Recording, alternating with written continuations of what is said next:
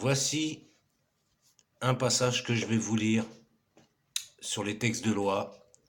Il n'y a pas de texte de loi qui vous interdit de vous énerver du moment que vous menacez personne, que vous frappez personne, que vous n'ayez pas de gestes brusques et qu'il n'y ait pas de menace dans vos propos ni d'insultes. Mais vous avez tout à fait le droit de dénigrer la personne. Vous avez le droit de le faire, c'est pas interdit. Dénigrer, c'est-à-dire la mettre face à son constat, face à sa connerie. Donc voici ce que je dis. Je vais vous mettre le lien de ça pour vous montrer que je raconte pas de conneries. Vous avez le droit de vous énerver, de protester et de ressentir un mal-être. D'accord.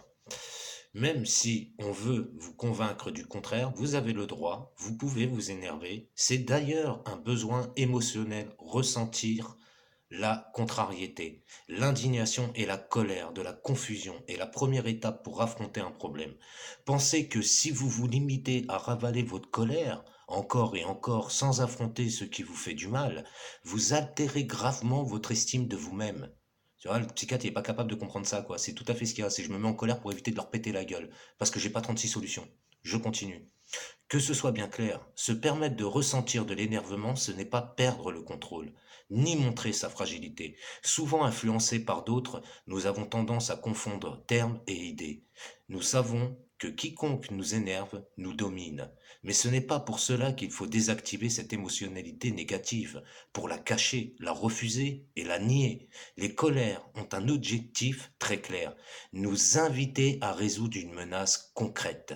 Les gênes les plus douloureuses sont celles desquelles nous ne pouvons pas nous plaindre. D'autre part, nous savons tous et toutes que le quotidien met toujours à l'épreuve notre équilibre émotionnel.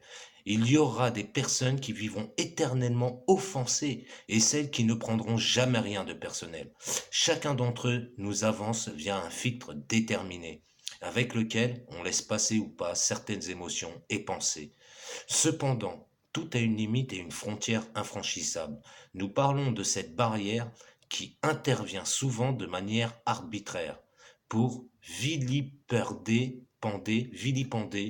notre estime de nous-mêmes, pour défaire notre intégrité émotionnelle ou pour nous manipuler. L'énervement a une raison d'être et d'exprimer de manière respectueuse au moment adapté et à l'instant le plus adéquat est quelque chose de cathartique et de très sain. S'énerver, protester, donner de la voix à ses émotions aide aussi. Aussi curieux que cela puisse paraître, les livres qui nous expliquent ou argumentent à propos des bienfaits de l'énervement ou de l'indignation sont très peu nombreux. Traditionnellement, on a toujours associé ce type d'émotion à la colère et au manque de contrôle, au manque de tempérance, de tact et de discernement. De tempérance, c'est justement parce que je m'énerve verbalement que je tempère ma violence interne. C'est pour éviter de passer à l'acte. C'est expliqué, quoi. Mais il faut savoir, alors, traditionnellement, on a toujours associé, au manque de tempérance, de tact, de discernement au moment de gérer une certaine contrariété. Mais il faut savoir que tout comme dans le processus de deuil, il est nécessaire de franchir le cap vers l'acceptation de ses propres émotions, avant de les canaliser, de les transformer. Moi, j'en suis pas arrivé à ce niveau encore. Savoir ce que je ressens et pourquoi je le ressens est vital pour résoudre une croisade émotionnelle. Nous disons que la bibliographie sur ce sujet est mince, mais il existe heureusement un livre aussi intéressant qu'éclaircissant, Annoying 2011 des scientifiques Joe Palca et Flora Leachman. Dans ce travail, on approfondit sur le sujet de l'énervement à partir d'une approche pluridisciplinaire où la neuroscience, la sociologie, l'anthropologie et la physiologie sont présentes. La première chose que ces chercheurs se doivent de nous révéler, c'est que l'on compare souvent les énervements à la colère, à la frustration ou à la répugnance envers quelqu'un ou quelque chose. Ce n'est pas vrai. Et les experts se proposent ici de comprendre les événements comme des émotions uniques et exclusives. S'énerver de manière intelligente. Bon, je vais peut-être arrêter là parce que, voilà, grosso merdo, ils expliquent ça et je vais vous mettre le lien. Voilà. Donc ça, je vais le lire au psychiatre demain quand je vais aller le voir pour aller chercher le papier parce que lui, il comprend rien. Et je fais bien référence à la vidéo où je suis face à lui. Et c'est pour ça que j'ai pris mon téléphone et je me suis dit, il faut que je filme ça. Et je lui ai fait répéter le truc. Et le mec, il est pas assez intelligent. Pourtant, il a fait 10 ans d'études, il a un doctorat et il a pas compris que j'étais en train de tripoter mon portable pour le filmer, quoi. Je vois un mec faire ça devant moi. j'évite au moins de faire ce genre de truc, puisqu'il persiste dans le truc. Ce qui fait qu'avant de partir, je lui ai dit que qu'il était filmé. Vous savez ce qu'il a fait? Il m'a dit au revoir. C'est-à-dire qu'il a tourné le dos, il peut rien faire, il peut pas m'enlever la vidéo. Je suis libre et il sait qu'au fond, je suis dans un lieu public et que c'est le professionnel que je filme et non pas la personne et non pas l'être humain dans le privé. Donc j'ai le droit, parce que ça concerne moi, ma personne. Lui, il exerce sa profession. C'est comme la police, quand elle vous contrôle dans la rue, vous avez le droit de la filmer. Ils sont dans un lieu public. Là, c'est pareil. La mairie, c'est pareil. Et ils ont tous une gêne face à ça. Pourquoi? Parce qu'ils sont pas intègres, ils n'ont aucune morale, ils veulent pas exercer pour un mec comme moi, ils ont pas envie de le mettre le moindre effort, ils se donnent des rendez-vous, mais pour comploter contre moi, pas pour m'aider.